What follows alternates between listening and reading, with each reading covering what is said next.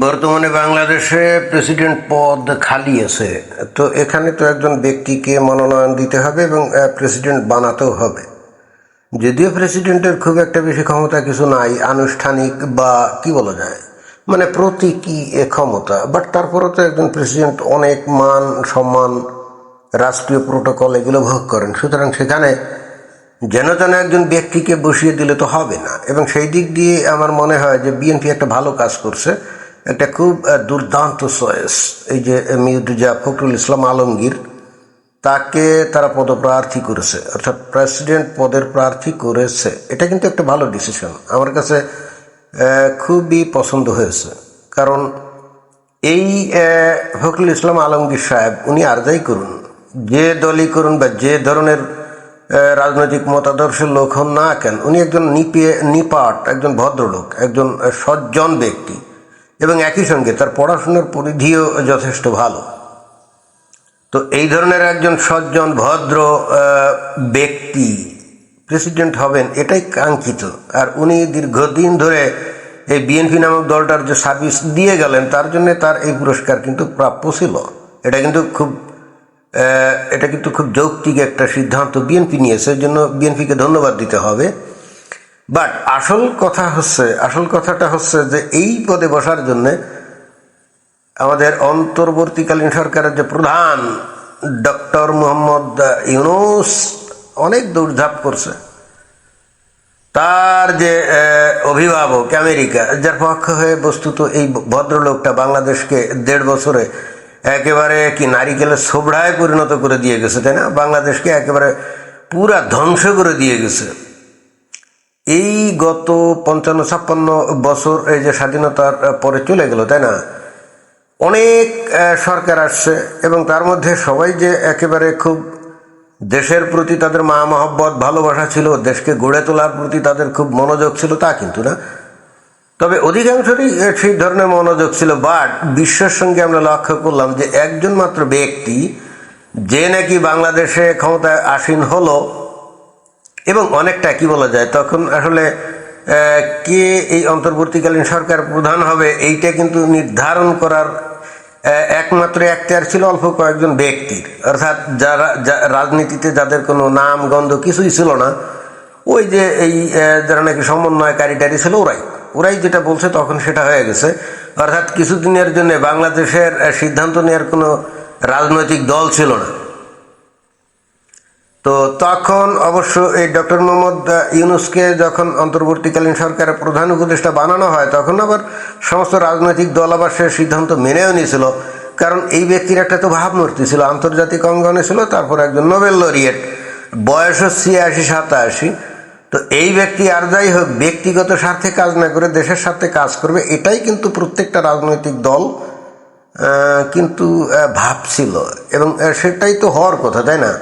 যার বয়স 86-87 হয়ে গেছে, এবং এই জগতে যা কিছু পাওয়ার, এই পৃথিবীতে সবচাইতে শ্রেষ্ঠ যে পুরস্কার, নোবেল পুরস্কার, হোক সে লবি করে, সে হিলারি ক্লিন্টনকে লবি করে, বা হিলারি ক্লিন্টন বা ক্লিন্টন ফাউন্ডেশনে চাঁদা দিয়ে হোক, আর যাই করে হোক, লবি করে হোক, কিন্তু পুরস্কারটা পেতে গেলে তো মিনিমাম কিছু কোয়ালিটি লাগবে। কোয়ালিটি ছাড়া আপনাকে আমাকে ধরে নিয়ে তো আর ওই নোবেল পুরস্কার দিবে না। এমনকি আমি যদি এখন $1 বিলিয়ন আমি চাঁদা দেই ওই নোবেল কমিটিকে, অথবা আমেরিকার এই যে বর্তমান যে সরকার দল আছে, রিপাবলিকান বা ডেমোক্রেটিক পার্টি, যারাই, তাদেরকে আমি যদি $1 বিলিয়ন চাঁদা দেইও, তাহলেও তো ওই $10-11 মিলিয়ন ওই নোবেল পুরস্কার তো আমাকে দিবে না।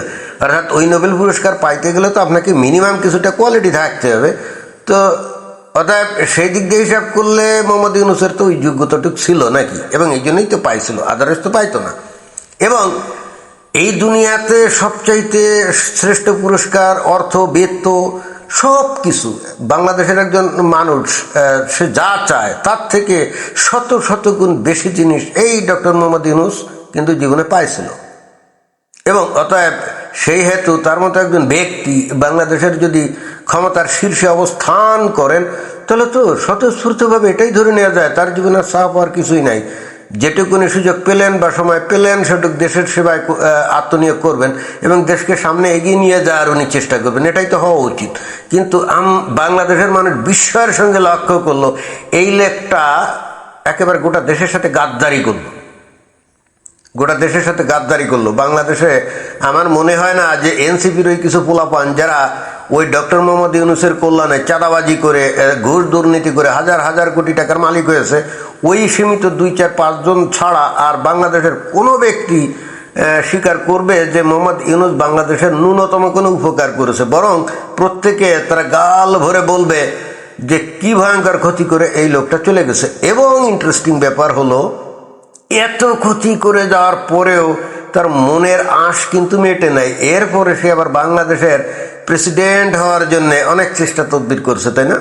যেটা তো আমরা দেখছি, অনেক চেষ্টা তদবির করছে এবং এটাই কিন্তু চতুর্দিকে বলা হচ্ছিল। এবং ইন্টারেস্টিং ব্যাপার হলো, বাংলাদেশের যে মিডিয়াগুলো আছে না, আচ্ছা এখন তো বিএনপি সরকার ক্ষমতায়, তাই না? তো বাংলাদেশের মিডিয়া তো এখন অনেকটাই স্বাধীনভাবে তারা খবর প্রচার করবে। আমি বিশ্বের সঙ্গে লক্ষ্য করলাম যে বাংলাদেশের কিছু মিডিয়া আছে যেগুলো কিন্তু বাংলাদেশের মেইন মিডিয়া, তারাও কিন্তু এই মোহাম্মদ ইউনূসের পক্ষে সাফাই গাচ্ছিল যে তাকে প্রেসিডেন্ট করা হোক। আমি ঠিক জানি না যে এই ডক্টর মোহাম্মদ ইউনূসের কাছ থেকে এরা কত টাকা পেয়েছে। আমেরিকার ডিপ স্টেট এখন এদেরকে টাকা দিচ্ছে না, যা দেওয়ার আগেই দিয়ে ফেলছে, এখন আর দিচ্ছে না। কারণ এখন ওই ডেড হর্স, এখন এই যে মোহাম্মদ ইউনূস কিন্তু আমেরিকার কাছে ডেড হর্স, এর কাছ থেকে পাওয়ার তেমন কিছুই নাই। তবে মোহাম্মদ ইউনূসের নিজের ব্যক্তিগত টাকার তো অভাব নাই, হাজার হাজার কোটি টাকার মালিক, রাইট? তো সেখান থেকে কিছু কয়েক কোটি টাকা যদি এই মিডিয়াগুলার মালিকদেরকে, সম্পাদকদের দেয়, তাহলেই তো তারা মোহাম্মদ ইউনূস যাতে ক্ষমতায় বসে সেই গুণগানিত করবে, সেই ধরনের রিপোর্টিংই তো করবে। আর তাদের মূল বক্তব্য হবে কি জানেন? বলবে যে প্রেসিডেন্টের তো কোনো ক্ষমতা নাই, সিদ্ধান্ত নেওয়ার কোনো ক্ষমতা নাই, অর্থাৎ প্রেসিডেন্ট পদে কে বসলো, একটা কলা গাছ বসলো নাকি একটা ওই মোহাম্মদ ইউনূস বসলো, তাতে কি যায় আসে? মাঝখান দিয়ে মোহাম্মদ ইউনূস যদি আমাদেরকে কিছু টাকা পয়সা দেয়, এটাই তো লাভ। তারা কিন্তু এই যুক্তিই দেখাবে। মানে খুব ঘনিষ্ঠ লোকের সাথে যদি তর্ক বিতর্ক হয় তাদের, তাহলে কিন্তু তারা বলবে যে ওই লোক প্রেসিডেন্ট হলে তাতে কি যায় আসে, বাংলাদেশের কোনো ডিসিশন নেওয়ার ক্ষমতা আছে নাকি? তো ওখানে বসে থাকলেই কি না থাকলেই কি? কিন্তু একটা ব্যক্তি যে নাকি দেশের সর্বনাশ করছে, তাকে আবার আপনি মহাসম্মানে রাষ্ট্রপতির মতো একটা পদে বসায় রাখবেন, এইটা তো ভাই দেশের জনতার সাথে, জনগণের সাথে গাদ্দারি করা। এটা তো কোনোভাবেই মেনে নেওয়া যায় না, এটা তো কোনোভাবেই মেনে নেওয়া যায় না। এবং যে কারণে এই যে খবর বের হচ্ছে, ভারত নাকি প্রচণ্ড রকম বিরোধিতা করছে এবং ভারতই সম্ভবত হয়তো আমেরিকাকে ম্যানেজ করছে, করে এই লোকটা যাতে কোনোভাবেই প্রেসিডেন্ট হতে না পারে, মনে হয় এই জন্য দৌড়ঝাঁপ তারা এমনি এমনি কম করে নাই। এবং এই জন্যে ওই যে সেই কি সার্জিও গোর, ওই যে ভারতে নিযুক্ত যে হাই কমিশনার, যে নাকি দক্ষিণ এশিয়ারও প্রতিনিধি, সে কিন্তু কয়েকবার বাংলাদেশে আসছে, বাংলাদেশের সরকারের সাথে কথাবার্তা বলছে, সম্ভবত আমেরিকাকে ম্যানেজ করছে ভারত। এবং সেই হেতু এ সার্জিও গোর এসে হয়তো ডাইরেক্টলি বাংলাদেশের সরকারকে বলছে it's okay, enough is enough, এখন ভারতের সাথে আর কোনো গন্ডগোল গ্যাঞ্জাম আর রাখা যাবে না। যে লোকটা ভারতকে ভয়ঙ্কর রকমভাবে ঘৃণা করত এবং ভারতের বিরুদ্ধে সারাক্ষণ জিহাদ করার জন্য বাংলাদেশের মানুষদেরকে উস্কিয়ে দিত, ভারতের বিভিন্ন জায়গায় দখল করার জন্য পায়তারা করতো, আর যাই হোক এই লোকটাকে একটা প্রতীকী পদ, প্রেসিডেন্ট পদ, যেটা নাকি সবচেয়ে সম্মানের একটা পদ, এখানে বসানোর কোনো মানে হয় না। সম্ভবত ভারতই এই ব্যবস্থা করছে, আদারওয়াইজ এই বিএনপির এমন কোনো আপত্তি মনে হয় ছিল না।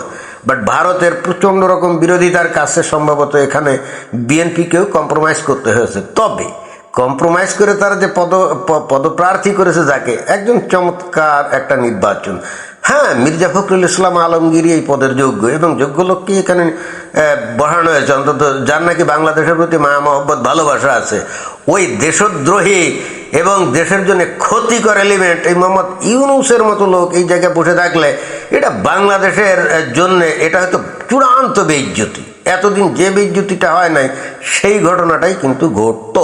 অন্তত 5 বছরের জন্য সে দেশের এই উচ্চ পদে বসে থাকলে বাংলাদেশের ভাবমূর্তির অনেক ক্ষতি হতো। এবং আমি নিশ্চিত বাইরের বিদেশও এখন এই মোহাম্মদ ইউনূসকে এখন ভালো চোখে দেখে না, এবং তারাও এই মানে বৃদ্ধটাকে একটা ক্ষমতালিপ্ত প্রচণ্ড স্বার্থপর একজন ব্যক্তি হিসাবে এই বিদেশি যে শাসন বা বিদেশি যে দূতাবাস বা বিদেশের যে প্রভাব বলয় যারা আছে, তারাও এই মোহাম্মদ ইউনূস নামক লোকটাকে চিনে গেছে আমার ধারণা। এবং এর প্রতি তাদের এখন ন্যূনতম কোনো সম্মান বা শ্রদ্ধাবোধ আছে আমার তো মনে হয় না। তো যাই হোক, বিএনপিকে ধন্যবাদ, তারা একজন যোগ্যতম ব্যক্তিকে প্রেসিডেন্ট পদে নিযুক্ত করলো। ধন্যবাদ।